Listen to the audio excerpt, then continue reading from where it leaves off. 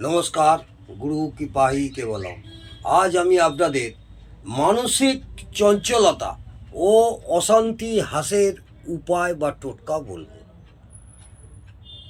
সবসময় মানসিক একটা চঞ্চলতা, মনের মধ্যে একটা অস্থিরতা এবং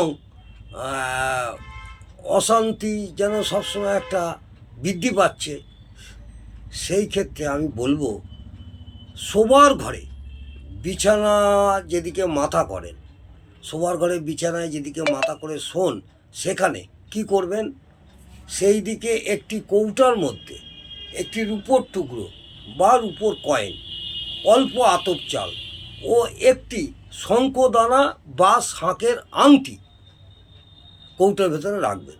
তারপর কৌটাটিতে কি করবেন, ধান এবং কিছুটা সিঁদুর দিয়ে ভর্তি করে, মুখ ভর্তি করে কৌটাটি বন্ধ করে রেখে মাথার কাছে রেখে শোবেন। এইভাবে প্রয়োগটি করলে আপনাদের মানসিক চঞ্চলতা ও অশান্তি থেকে অনেক মুক্তি পাবেন। নমস্কার, জয় মা তারা।